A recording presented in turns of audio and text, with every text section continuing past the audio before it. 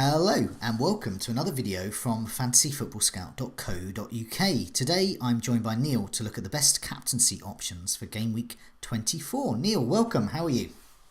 I'm not too bad, yeah. How's things? Yeah, good. I'm looking forward to the next game week. So I've had a good game week 23, but often that means a bad game week's in store. But Yeah, hopefully not, because I have the man we're going to talk about first. Everyone's got him. Well, 50% of the game have got him. This is the guy that we think is going to be, well, I think, let's find out what you think. I think it's going to be the best captaincy option for this week. It's Mo Salah. He's at home to Leicester. What do you think? Am I right in thinking that he's just the best option this week? yeah. Okay, We fair just enough. end it there. End of broadcast. Yeah, they're actually on paper. There are a number of decent alternatives this week, and we'll discuss them all later in this video. But why would you back against him? I think, especially given the not just his returns of late. So there's the 6 double-digit holes in the last 8 game weeks, I think it is. But his effective ownership, the fact that he's consistently captained by over 1 million managers every week. His actual ownership's up to 50% now, and there'll be a lot of active managers within that. Because I think at his nadir, he dipped to around about 32%, 33% at one point. So he's had a 17% hike in ownership, and they're all obviously active managers.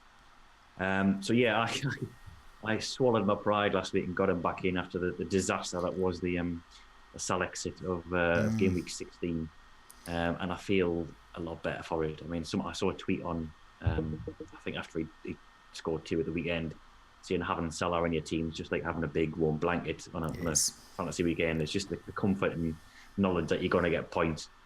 So yeah, I've got Aubameyang, I've got people like Pogba and Rashford in my team, all on paper viable captaincy alternatives this week. I'm captaining Salah, no question about it.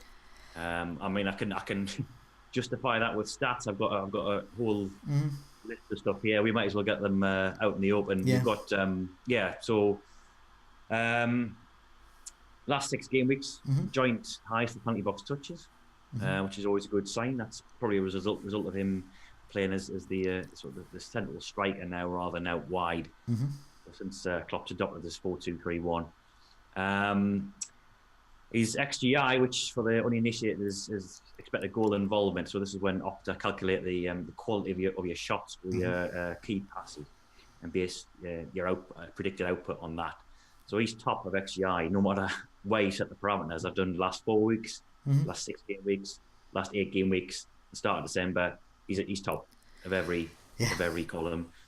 So yeah, the stats back it up. My gut backs it up.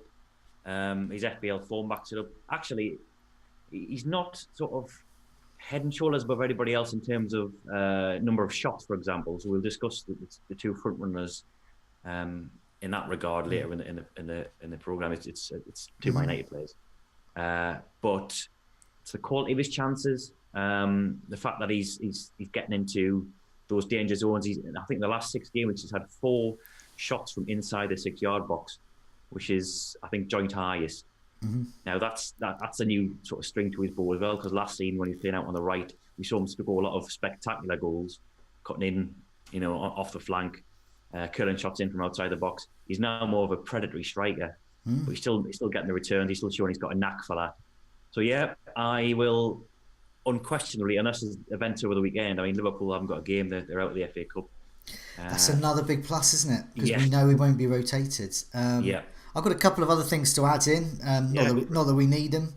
Over the last 6 away matches, Leicester, who travel to Anfield, are the second worst team in terms of conceding shots in the box. Cardiff are actually the worst away over the last 6, but Leicester. So they're and of course we know that they shipped 4 goals against Wolves away last time out. So we know that they're for the taking. As you've said, Salah is the man to do the taking. I just wanted to mention a couple of other players from this fixture. Firmino and Mane. I think they're holding their own at the moment, and something we spoke about on the Scoutcast about doubling up as well. If for some reason someone out there hasn't got Salah, but they do have Firmino and Mane, I think they are also very good options. But of course, I think Salah's the main man. Over the last 4 game weeks, Firmino is top amongst Liverpool assets for shots, 11 to Mane's 10 and Salah's 9. And in terms of shots in the box, Mane and Salah are equal on 9, and shots on target, they're both equal on 7 as well, which is something that you pointed out in an article, a digest article that you did this week. So I do urge people to have a look at that. There's more data there on other Liverpool assets there, which is just very useful in general. But it's got to be Salah for the captaincy. Yeah. Now, someone else you mentioned, Aubameyang, another great fixture on paper. This is the game, their home game with Cardiff as well. Yeah, I mean, he looks great. Let's just forget Salah for now. Is Aubameyang a good captaincy option just in his own right? He ought to be, given the nature of the fixture. Cardiff's had, until last weekend when they got beat off Newcastle, they looked quite good against sides outside the top 6. So I think that they sort of held their own. I think I wrote in advance of game week 23 that they'd conceded 16 and 15 games against sides outside the top 6. But against those big 6 sides, the Champions League chasing clubs, their record is woeful. So they played 7, lost 7, conceded 25. They shipped 3 to Arsenal at home earlier in the season.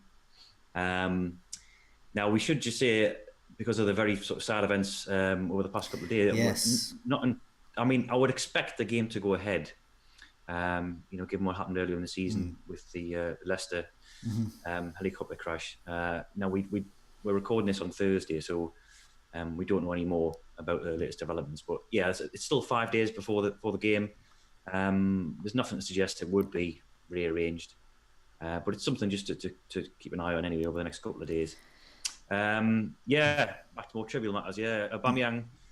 Last 6 game weeks, he's sort of, his season's flipped. So earlier in the year, when he was banging them in, it was sort of define the underlying stats. He had a very high goal conversion rate, but he wasn't really backing up his goals with sort of convincing underlying KPIs.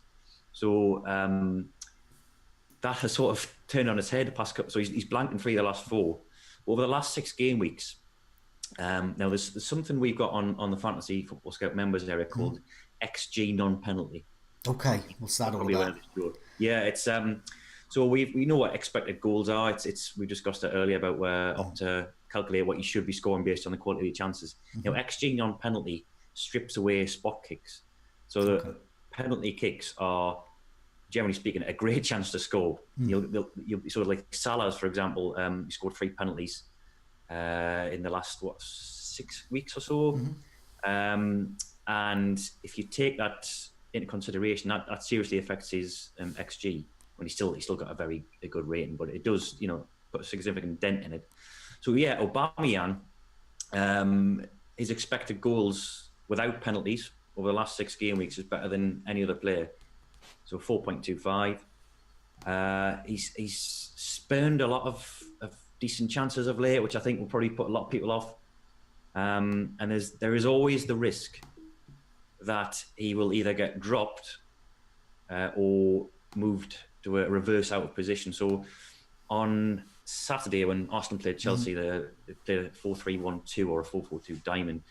So Aubameyang and Lacazette played up front together. Now, that worked well against Chelsea. I think it gave them more solidity in midfield, and it helped to sort of negate Jorginho, who's sort of at the heart of most of what they do. I think that you might see a system change against Cardiff. Now, I wouldn't have thought they'd be playing 3 defensive midfielders against Cardiff. They've done that against Brighton on Boxing Day. I think they played the same formation. Had 7 shots on goal. It didn't really work. So you might see a change in a formation to something like either a 3-4-2-1 or a 3-4-3 or a 4-2-3-1. So there is the possibility of Aubameyang not even playing as a central striker against Cardiff. He could be out on the left flank. Okay. That's just something to consider anyway. That's just my own sort of interpretation of it. But yes, stats-wise, he's right up there. I think if Salah didn't exist, if it was in a game week where he suddenly got injured, I think he's probably the next best option. Yeah, he does. I noticed over the last 6 home matches, particularly at home as well. Last 6 home matches, only Mitrovic has had more close range shots in the box than Aubameyang as well. So he's. But the crucial thing is he's delivering as well. So over those 6 home matches, Aubameyang's scored 5 and he's had 3 assists as well, which is great. That's a great return there. I just wanted to mention, I've already mentioned it, the only team that are worse than Leicester away from home in terms of conceding shots in the box is, of course, Cardiff. In fact, it's quite a big difference. It's 77 shots in the box they've conceded over the last 6 away matches, and Leicester's the next worst with 62. So it's quite a big gulf there. They're in a league of their own in sheer awfulness in terms of their defence away. Let's have a look at Manchester United as well. So I put a picture of Paul Pogba up. But of course, there are other assets there, most notably Marcus Rashford as well. They have another team with a good fixture at home to Burnley. They look good captaincy shouts as well, Pogba and Rashford. Yeah, they do. I think we alluded earlier in this video about how Salah's not near the top 4 overall attempts on goal over the last 6 game weeks. Now that table is headed by Pogba and Rashford. Ooh. So between them, they've had 56 shots in the last 6 game weeks. And Rashford joined top for shots inside the box during that time with Aubameyang. Pogba is top for shots on target during that time. Rashford second. So this 6-week period actually coincides with when Solskjaer took charge. So this is during his tenure exclusively. So you can see the improvement in numbers that they've had since the Mourinho days. Again, in a game week without Salah, both very good options.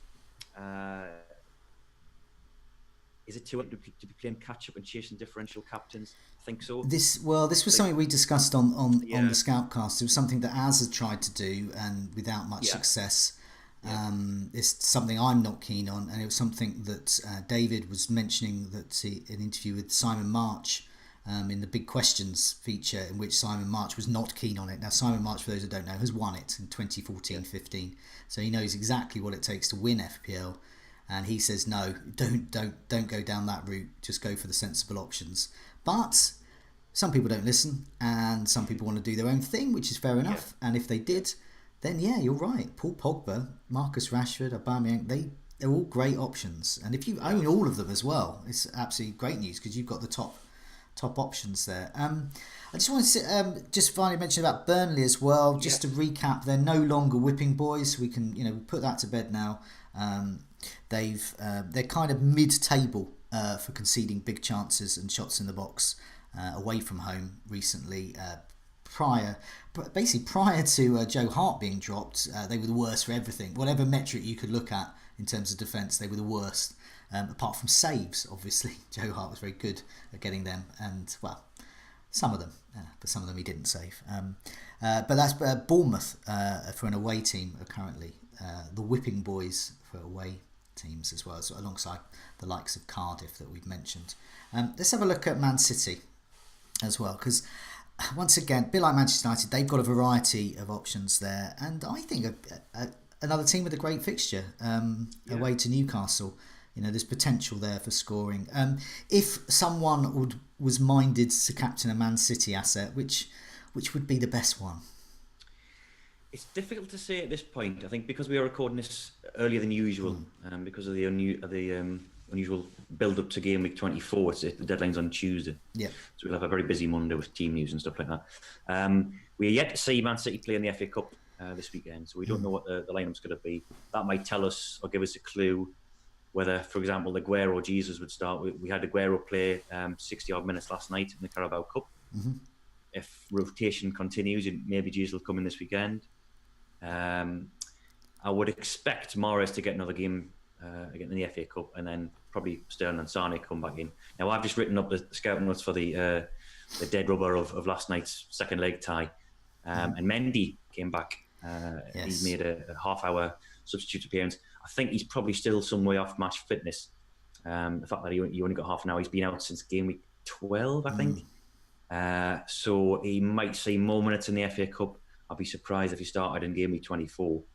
But that's something to be wary about. If you're, for example, we've done this topic to death, but like if you're a Sane owner, for example, where there is a definite link between Mendy's availability and Sane's game time. At least there has been up to this point.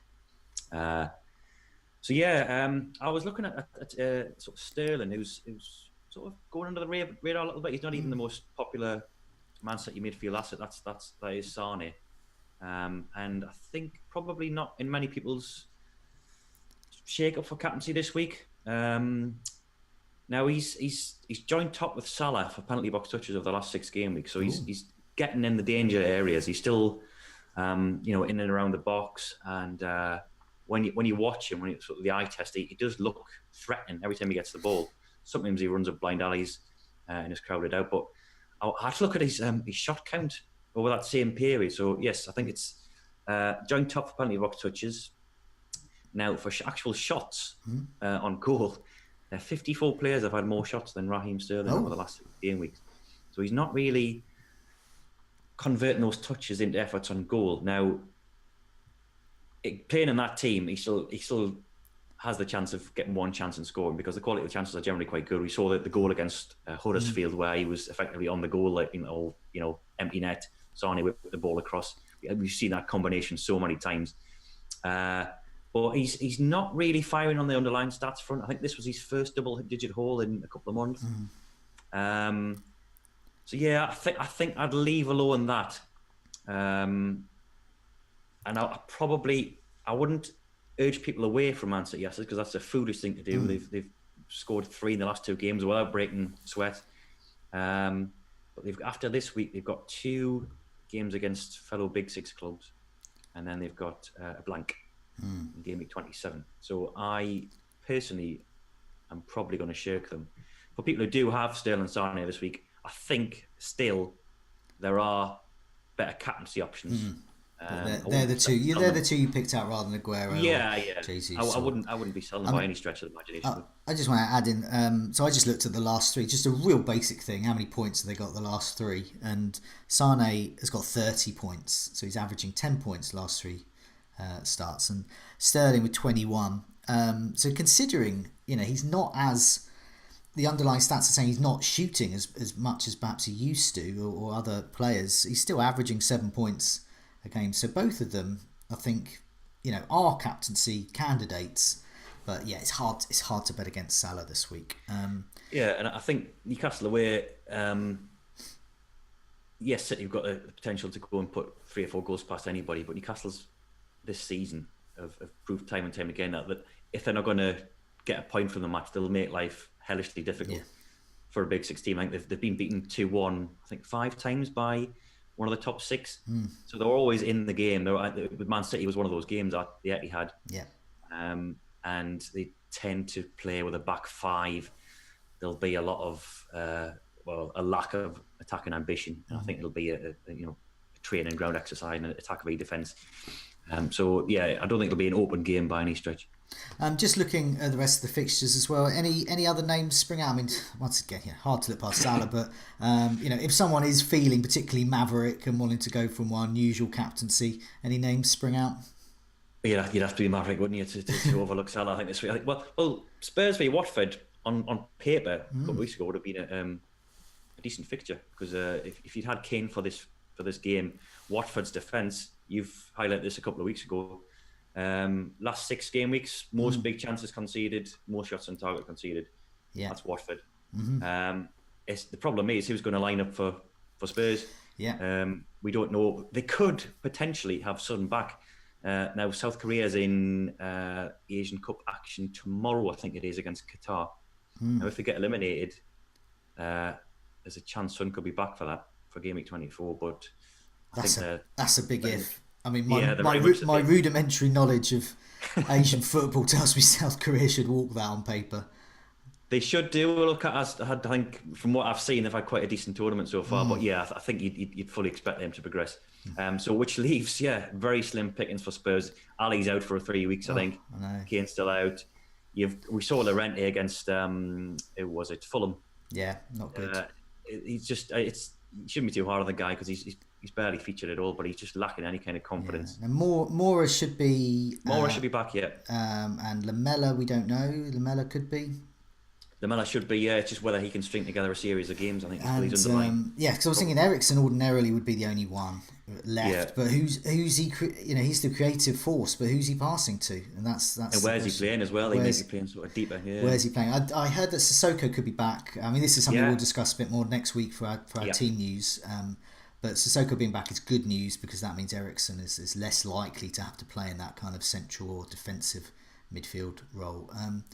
Yeah, I mean, there's no point going further down to the dregs, I think, for captaincy. It's Salah, but there are some other intriguing options as well, of which Aubameyang and assets from the two Manchester sides are probably the best ones there. We haven't mentioned Chelsea. Now, as someone I wanted to just flag up here, because not very popular around these parts, is Eden Hazard, who has a phenomenal track record against Bournemouth. He's often highlighted them as a team where he visualizes his goals against them.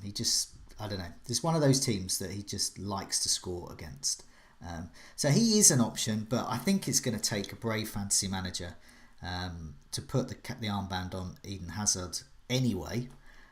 But also when you have so many other options there. But I just wanted to mention him because no doubt we'll get Chelsea fans saying, "Why didn't you mention Hazard? He's great against Bournemouth," and he is indeed, and he is an option. Not the best option. But Neil, thanks so much for joining me. Good luck with the game week, and thanks a lot. And I'll see you next week for our next video, which we'll be looking at the team news ahead of game week 24. Okay, yeah. See you then. All the best.